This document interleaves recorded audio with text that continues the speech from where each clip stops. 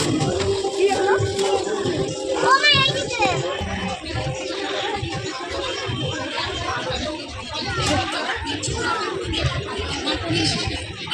Everyone, good morning, welcome to my channel lovely.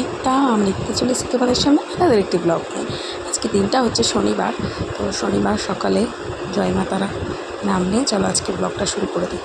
সকালবেলা যেমন উঠি তেমনই উঠেছি, কিন্তু আজকে মেয়ের স্কুল নেই, দুই মেয়ে ঘুমাচ্ছে আর বাড়িতে ভাইও আছে, তিনজনাই ঘুমাচ্ছে। আর আমি সকাল সকাল সমস্ত বাসি কাজ সেরে স্নান টান করে সুরজিৎকে চা খাইয়ে দোকানে পাঠিয়ে দিয়ে আমি পুজোটাও দিয়ে নিয়েছি। এখন চলে এসেছি রান্নাঘরে। আগের বার ঘরের কিছুই শেয়ার করতে পারিনি, রান্নার কিছু, হ্যাঁ মেনুটা শেয়ার করে দিয়েছিলাম লাস্টে। কিন্তু আজকে ভাবলাম যে রান্না করতে করতেই একটু তোমাদের সাথে গল্প করে নিই আর সমস্ত সারাদিনে কিছুটা আপডেট করে দিই। তো আজকেও সুরজিতের মেলার কাজ রয়েছে, বাড়িতে হচ্ছে মোমো বানানো, ওদিকে মোমো বানাচ্ছে ভাইটা, আর আমি এদিকে রান্না বসিয়েছি। একদিকে হচ্ছে ডাল সেদ্ধ করবো, হলো ডাল, যেহেতু আজকে শনিবার নিরামিষ। আর একদিকে বসিয়েছি ভাত, আর একদিকে কিন্তু এখন বসিয়ে দিচ্ছি ডালিয়া। এই তিনটে জিনিস আপাতত হয়ে যাক, তারপরে ভাবছি কী করবো, পটল আলুর তরকারি করবো না পটল দিয়ে সর্ষে পোস্ত দিয়ে যে তেল পটলটা করে ওটা করবো। লাস্ট ফিনিশিং আর যেটা করিনি, মা এসেছিলো, কারণ মা আর ভাইয়ের রয়েছে এক জায়গায় নেমন্তন্ন, তো মা আসবে ভাইকে নিতে, তো সেই জন্য মা আসবে ভাইকে নিয়ে যাবে, তো মাকে দিয়ে এই তেল পটলটা করিয়েছিলাম। এর মধ্যেই চলে এসেছিলো মেয়েকে সকালে 9:30টায় পড়াতে, এদিকে পড়াচ্ছে, এদিকে মোমো বানানো হচ্ছে, এদিকে আমি রান্না করছি, ছোটোটাকে নিয়ে ভাই বসে আছে। তার মধ্যে চলে আসলো একটা পার্সেলটা এসছে সোমবার, আমাদের শ্রাবণ মাসের প্রথম সোমবার উপলক্ষে আমি পার্সেলটা অর্ডার করেছিলাম। আমার ভাই ছিল, ভাইকে বললাম তুই এটা পার্সেলটা ওপেন কর, আমি ভিডিওটা করি।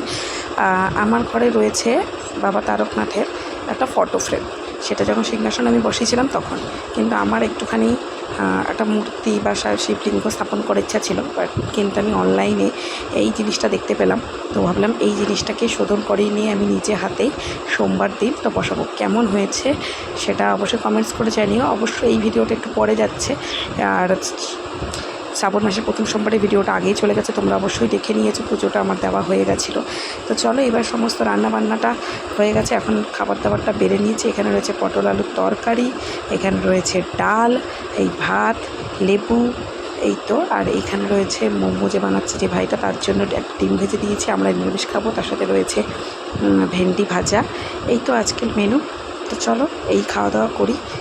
ভাইয়ের ভাতটাও ভেজে নিয়েছি, আমার ভাতটাও ভেজে নিয়েছি, সাথে কিন্তু পাঁপড়ও ভেজেছিলাম, দুষ্টুর আর মিষ্টুর জন্য একটু ডাল সেদ্ধও তুলে রেখেছিলাম। এই রান্নাবান্না খাওয়া দাওয়া করে টোরে নিয়ে সন্ধেবেলায় আমরা এখন যাচ্ছি বাড়িতে। বাবা আমাদের নিতে এসেছে, বাবার সাথে যাব বাড়ি।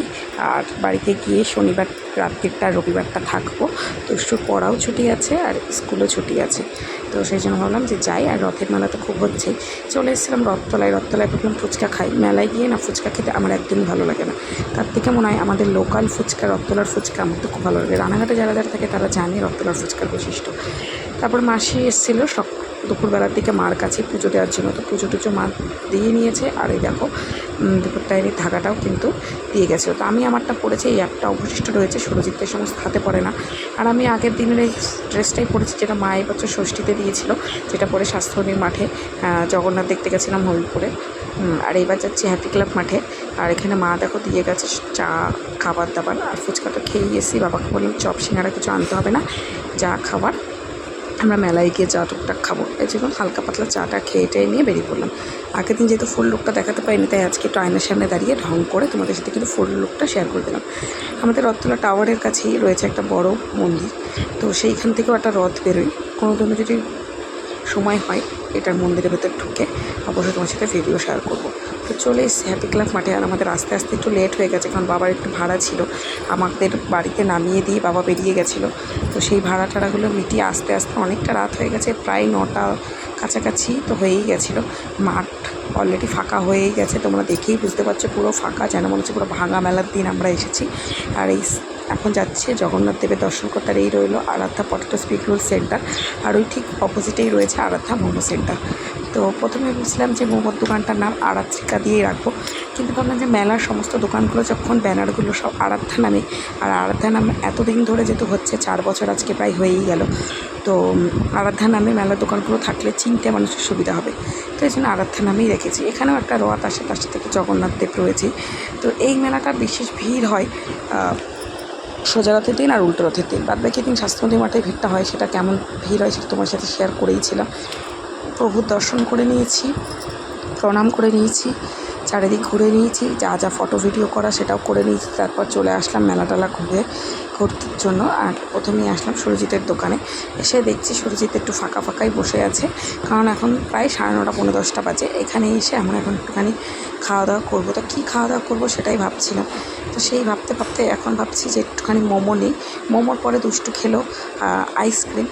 ওর বাবা আইসক্রিম এনে দিল, আইসক্রিম খাচ্ছে। আর আমিও একটা কুলফি টাইপ আইসক্রিম শেয়ার করেছিলাম। মেলাটা ফাঁকা থাকার কারণে মিষ্টুর একটু দৌড়ে বেড়াতে ভালোই সুবিধা হচ্ছিলো। বাবা একটা খেলো আলু, বাবাকে আলুটা দিয়ে দিলাম।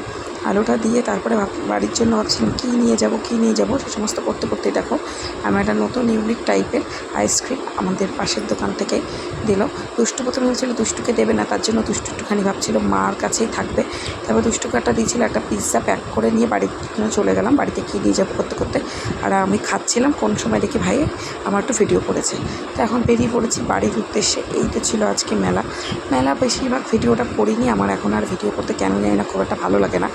যাওয়ার পথে ভাবলাম রথতলা বাস স্ট্যান্ডের যেটা সবথেকে বহু পুরনো বড় রথ আছে সেটা একটু দেখুন। তো এখানেও মেলা বসেছে, যেহেতু কিন্তু ঘড়ির কাঁটায় বাড়ি 10:30। তো মেলার দোকানপাট বন্ধ হয়ে গেছে, কিন্তু রথটা তো একটু দর্শন করে নিলাম। দুষ্টু একটু দাঁড়িয়ে এখানে ঢং করে দিল। তো আজকের ভিডিওটা এই পর্যন্তই। কেমন লাগলো অবশ্যই কমেন্টস করে জানিয়ে। ভালো লাগলে please like do share and subscribe my channel. দেখা হবে নতুন দিন নতুন একটি ভিডিওর সাথে। সবাই সুস্থ থেকো, ভালো থেকো, আমাকে সাপোর্ট করতে থেকো। Bye bye.